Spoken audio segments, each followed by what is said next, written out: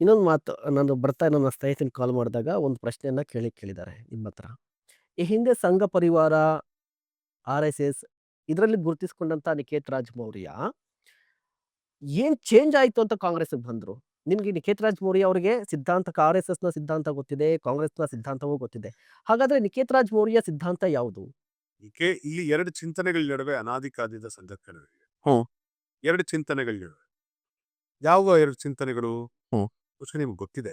ಬಾಬಾ ಸಾಹೇಬ್ ಅಂಬೇಡ್ಕರ್ ಹೇಳ್ತಾರೆ, ಹಿಸ್ಟ್ರಿ ಅಂತಂದ್ರೆ ಸತ್ತು ಹೋಗಿರುವಂತ, ಅಳೆದು ಉಳಿದಿರುವಂತ ರಾಜರುಗಳ ಇತಿಹಾಸ, ಮುಗಿದೋದ ಸಾಮ್ರಾಜ್ಯಗಳ ಇತಿಹಾಸ ಅಲ್ಲ. ಇತಿಹಾಸ ಅಂದ್ರೆ 2 ಚಿಂತನೆಗಳ ನಡುವೆ ನಡುವೆ ನಡೆದಿರುವಂತ ಸಂಘರ್ಷ. ಯಾವುದದು? ಈ ದೇಶದ ವಿದ್ಯೆ ಕೆಲವ್ರ ಹತ್ರ ಮಾತ್ರ ಇದೆ.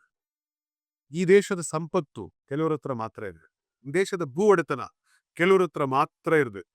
ಈ ದೇಶದ ರಾಜ್ಯಾಧಿಕಾರ ಕೆಲವ್ರ ಹತ್ರ ಮಾತ್ರ ಇರಬೇಕು. I think you are understanding my hmm. Words. Okay. ಕೆಲವರು ಮಾತ್ರ ವಿದ್ಯೆ ಕಲಿಬೇಕು, ಹ್ಮ್. ಉಳಿದವರು ವಿದ್ಯೆ ಕಲಿಯೋ ಹಕ್ಕಿಲ್ಲ. ಹ್ಮ್. ಕೆಲವೇ ಜಾತಿ ಸಮುದಾಯದವರು ಮಾತ್ರ ವ್ಯಾಪಾರ ಮಾಡಬೇಕು, ಹ್ಮ್. ಉಳಿದವರು ಯಾರಿಗೂ ವ್ಯಾಪಾರ ಮಾಡೋ ಅಧಿಕಾರ ಇಲ್ಲ. ಕೆಲವರು ಮಾತ್ರ ನೀವು ರಾಜ್ಯ ಆಳಬೇಕು, ಹ್ಮ್. ಉಳಿದವರು ಯಾರಿಗೂ ರಾಜ್ಯಭಾರ ಮಾಡೋ ಹಾಗಿಲ್ಲ, ಬೇರೆಯವರು ಯಾರು ರಾಜರಾಗೋ ಹಾಗಿಲ್ಲ. ಹ್ಮ್.